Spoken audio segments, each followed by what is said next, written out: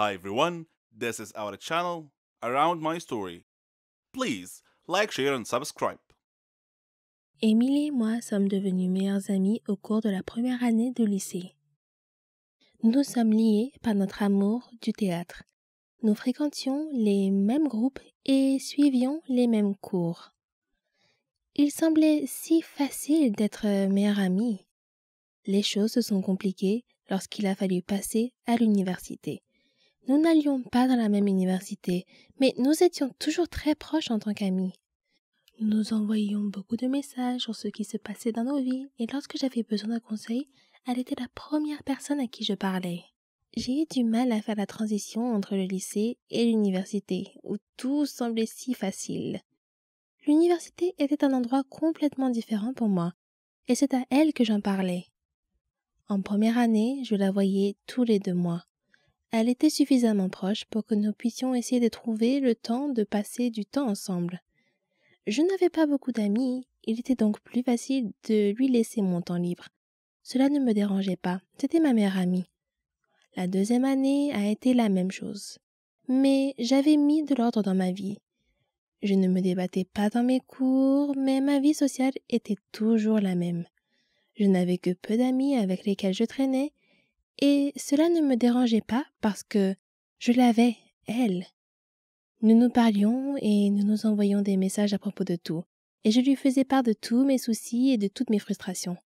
Sans elle, je n'aurais pas survécu à ces 2 premières années. Je ne me souviens pas vraiment de ce qui s'est passé l'été dernier, avant la première année, mais je pense que c'est à ce moment-là que j'ai décidé de sortir de ma coquille et de profiter de mes années d'université.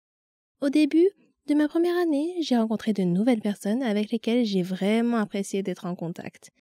Ils vivaient dans les dortoirs, dans le même couloir que moi, alors il était facile de passer du temps avec eux, même si c'était jusqu'à 2 heures du matin et que nous avions des cours tôt le lendemain matin.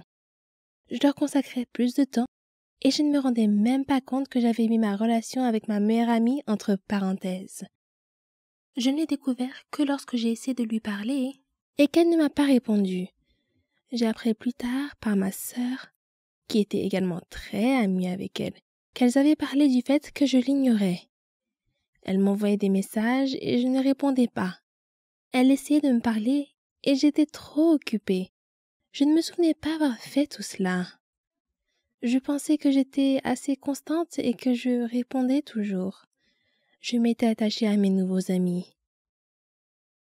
Ils faisaient désormais partie de ma vie quotidienne et je l'avais inconsciemment remplacé. Les 2 derniers mois de notre amitié, j'avais essayé de lui parler et d'arranger les choses, mais en vain. C'était la fin du semestre, nous étions toutes les 2 stressées par les examens et les problèmes familiaux et nous ne pouvions pas vraiment parler. Nous avons finalement parlé pendant les vacances d'hiver.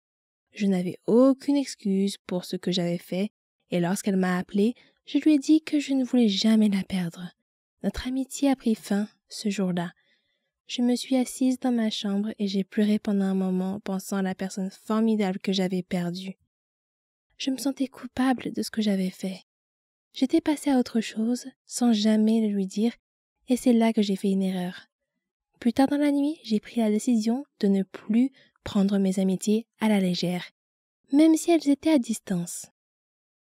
Elle était une partie très importante de ma vie et je regrette de l'avoir laissée partir. J'espère qu'un jour j'aurai le courage de lui dire à quel point elle était importante pour moi. Elle a tant fait pour moi, même s'il s'agissait d'un simple message pour savoir comment j'allais.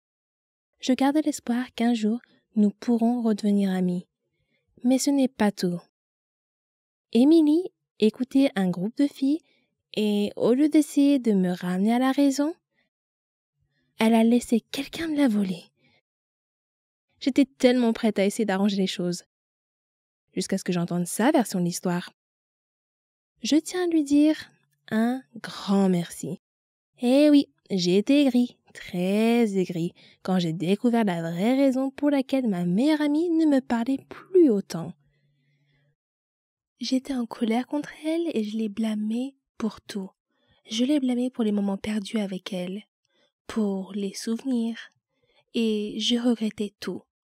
de l'argent à l'empreinte de vêtements, en passant par des choses simples comme aider à la maison, parce que tout cela n'était rien d'autre que du temps perdu. Je t'en veux, Émilie. Je veux qu'elle revienne. Je veux que ma meilleure amie revienne dans ma vie et qu'elle fasse des choses avec moi, comme des rolletting, des voyages, des doubles rendez-vous, du shopping ensemble, des choses que les meilleures amies normales font. Mais je n'ai pas pu, parce qu'Émilie a choisi d'être avec d'autres amis. Je n'ai pas besoin d'elle. Elle a choisi de me quitter. Elle a choisi de ne plus être mon amie après que cette autre fille ait décidé de parler et de raconter des petits mensonges. Émilie a mis fin à notre amitié. L'autre fille n'y a joué qu'un rôle. Mais Émilie l'a accueillie et je dois la remercier pour cela. C'est cruel de faire cela à un être humain. Les êtres humains doivent se sentir désirés, ce qui n'est pas le cas. Quant à la fille qui m'a volé ma meilleure amie, assure-toi d'être là pour elle lorsqu'elle et son petit ami traversent une période difficile. Assure-toi d'être là pour lui parler lorsqu'elle a des doutes sur l'université ou que sa famille la harcèle. Assure-toi d'être là pour ses séances de rollicking, ses virées shopping ou tout simplement ses soirées cinéma. Prends-la dans tes bras lorsqu'elle pleure devant La Belle et la Bête. Sois la meilleure personne possible pour elle. Je sais qu'elle en a besoin plus que jamais, parce que c'est ce qu'elle mérite. Je ne pense vraiment pas que je m'en remettrai un jour. Elle m'a quittée pour une raison stupide, pour quelque chose que tu as causé. Mais ce n'est pas grave, on vit et on apprend. Quelqu'un a dit un jour, certaines personnes nous quittent, mais ce n'est pas la fin de ton histoire. C'est la fin de leur rôle dans ton histoire. Je chérirai toujours notre amitié. Même si les choses n'étaient pas censées se passer ainsi, votre meilleure amie l'est pour une raison. Et cela ne devrait pas se terminer de la même manière que pour moi. Souvenez-vous de tous les moments que vous avez vécus, parce qu'un jour, vous ne serez peut-être plus les mêmes ou vous passerez à autre chose. 7 ans peut être un âge très critique dans la vie d'un être humain. C'est l'année où l'on passe du CP au CE1. C'est peut-être aussi l'année où l'on pratique pour la première fois un sport qui façonnera notre avenir. Mais pour moi, c'est l'âge où mes parents ont décidé de mener des vies séparées. J'ai grandi comme n'importe quelle fille ordinaire, j'ai fréquenté une bonne école maternelle, j'ai fait du sport et j'avais de bons amis.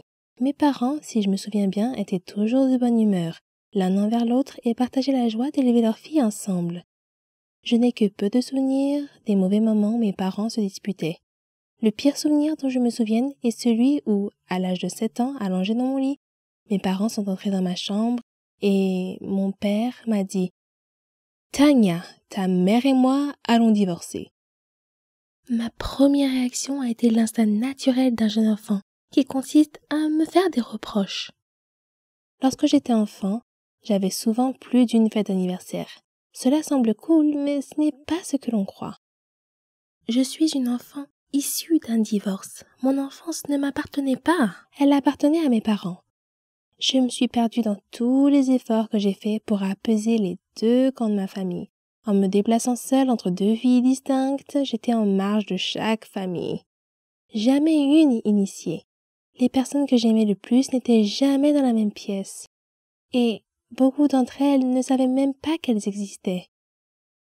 Je manquais des événements et des célébrations parce que je devais passer du temps avec mon autre famille.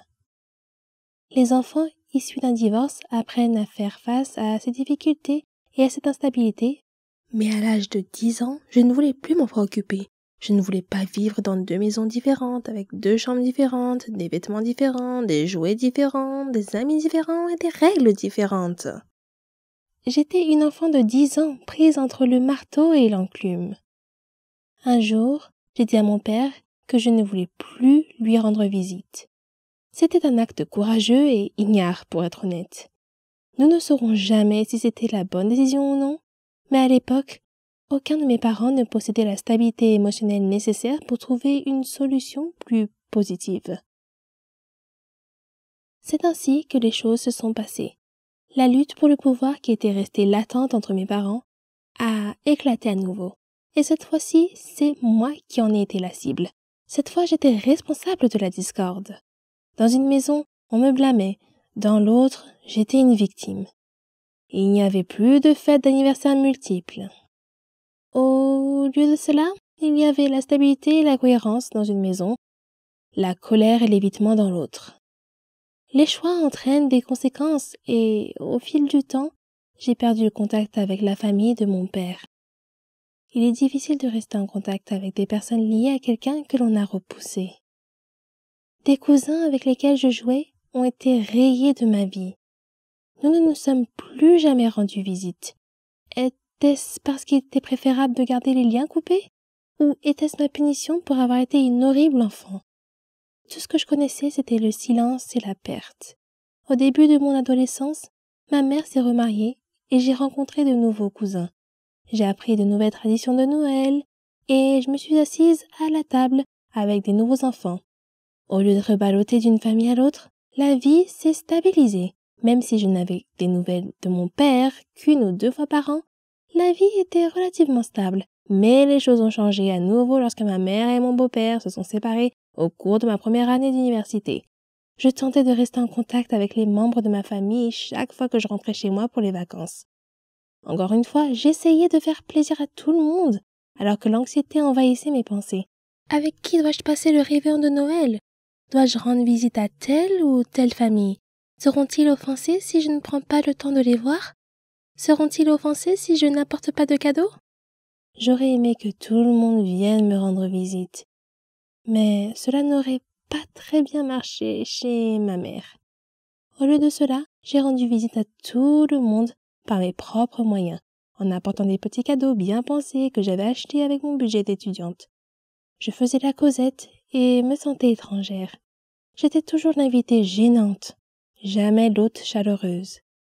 Pendant les 10 années qui ont suivi ma sortie de l'université, j'ai vécu loin de chez moi.